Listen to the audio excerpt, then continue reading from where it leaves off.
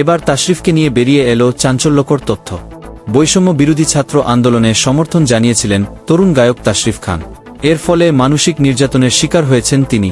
এমনকি তার ব্র্যান্ডের শান্তকে পিটানো হয়েছিল রড দিয়ে। এই নেকারজনক ঘটনা ঘটেছিল আওয়ামী লীগ সমর্থক এক মোটিভেশনাল স্পিকারের ছত্রছায়ায়।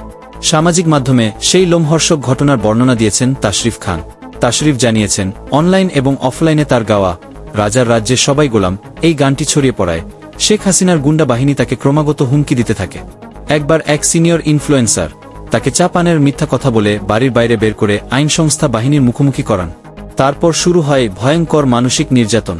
আইন সংস্থা বাহিনীর সদস্যরা তাকে তাদের লেখা স্ক্রিপ্ট দিয়ে সেই অনুযায়ী সরকারের পক্ষে ভিডিও বানাতে বলে। এই কাজের জন্য 3 লাখ টাকাও দেওয়া হয়। তখন ওই সিনিয়র ইনফ্লুয়েন্সার তাশরিফকে বোঝান যে এই কাজটি করলে তিনি শেখ হাসিনার আস্থাভাজন হবেন এবং নানা সুবিধাও পাবেন। এমন সময় শান্তর ফোন পান তাশরিফ। অপর প্রান্ত থেকে শান্ত জানান, তাকে কয়েকজন পুলিশ এবং সিভিল পোশাকের লোকজন পিটিয়েছেন। এসব শুনে ভয় পেয়ে যান তাশরিফ। তারপর কোনো উপায় না পেয়ে এবং গুম হয়ে যাবার ভয়ে টাকাটা নিয়েছিলেন। যদিও পরে তার ম্যানেজার আয়মান সাবিদের কাছে টাকাগুলো রেখে গা ঢাকা দেন তিনি। যাবার আগে টাকাগুলো ফেরত দিতে বলে যান। এখন প্রশ্ন আসে, কে ছিল সেই সিনিয়র ইনফ্লুয়েন্সার? তাশরিফ তার নাম উল্লেখ করেননি পোস্টে।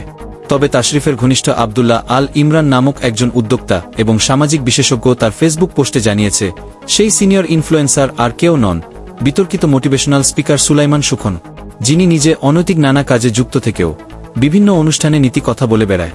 আব্দুল্লাহ আল ইমরানের পোস্টে উঠে আসে আরেক জনপ্রিয় কন্টেন্ট ক্রিয়েটর তৌহিদ আফ্রিদির নামও, যিনি কয়েকজন ইনফ্লুয়েন্সার নিয়ে শেখ হাসিনা সরকারের পক্ষে কাজের ক্যাম্পেইন করেন।